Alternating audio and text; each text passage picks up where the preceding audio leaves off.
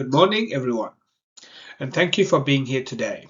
My name is Vasantipa, and I'm presenting on behalf of our corporate strategy team. Today, I will take you through our operational and enterprise leadership review for WiseTech Global. Our focus for this presentation is on the critical crossroads the business currently faces. We are going to look at how we can improve day-to-day efficiency after our recent merger, recover our profit margins, and successfully scale up our technology for the long haul. Let's start by looking at where the company starts right now.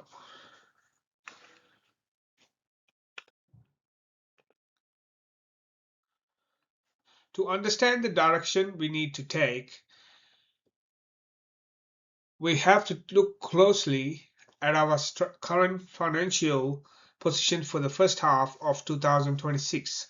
WiseTech is still the world leader in cloud logistics software.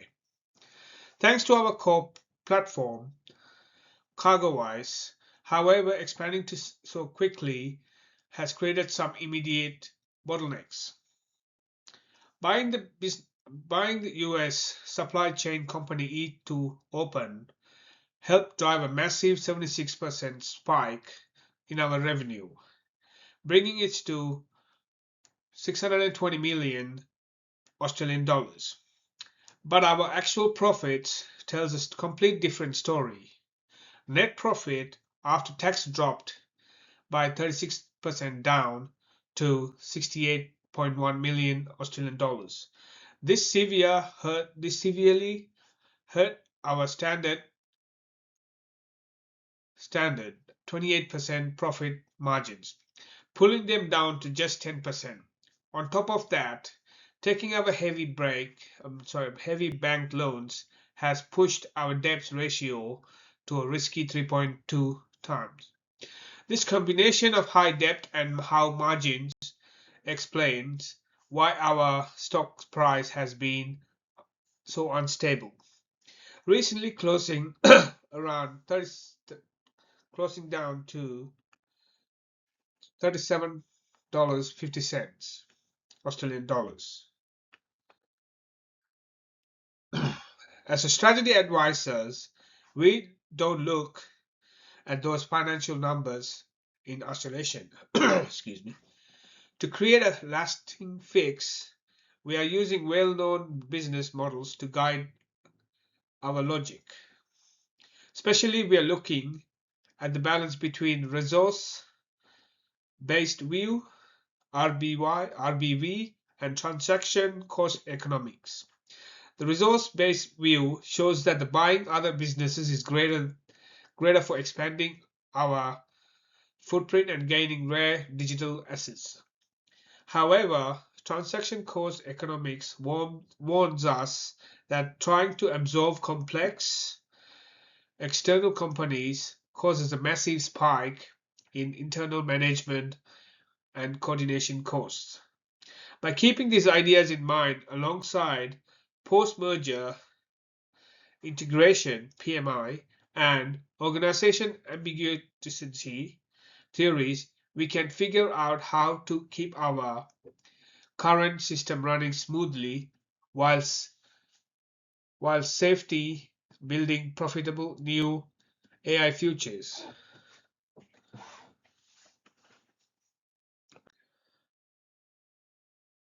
This brings us to the main problem we need to talk about: the gap between our growing sales and our shrinking profits. As you can see on the screen, even with the massive 76% revenue jump, our operating profits didn't move at all, staying stuck at 149.6 million Australian dollars. This delay in seeing the benefits of the merger comes down to a structural clutter. Trying to run E2open's old software setup alongside CargoWise created a lot of internal bloat and expensive consulting fees. Wall Street noticed this, and our earnings per share dropped by 36% to 20.4 cents, which hurt investors' confidence. Furthermore, our 3.2 times debt load makes it harder for us to pivot quickly. At the same time, regulatory pressures forced us to sell off our Expedient custom software due to market monopoly concerns. This proves that our current way of operating has hit both financial and legal limits. We are getting bigger, but we are becoming less efficient.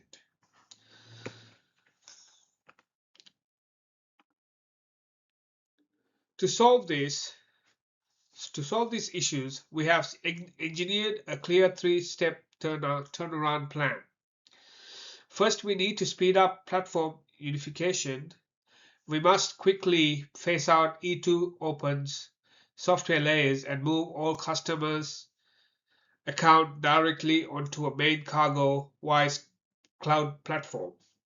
This stops us from wasting cash on running two separate corporate systems. Second, we are launching a strict debt reduction plan, and we recommend using 40% of our free cash flow purely to pay down our loans. This will pull our debt ratio down to a safe 2 times level by 2027 instead of waiting until 2028. Finally, we will focus on high-margin AI projects. We want to shift our engineering teams away from building custom client services and have them focus entirely on automated, high-margin AI features. Based on our business theories, this approach protects our core intellectual property and scales up our efficiency to bring our profit margins right back to our historic 28% average. Next slide. To wrap things up, let's look at the big picture. Our analysis shows a clear pattern. WiseTech is excellent at growing its top line sales, but the business is currently dealing with serious short-term profit drains caused by massive debt-fueled merger. The plan we presented today gives us a practical path forward. By aggressively unifying our software, paying down our debt early, and focusing our tech teams on high margin AI tools so we can fix these merger bottlenecks.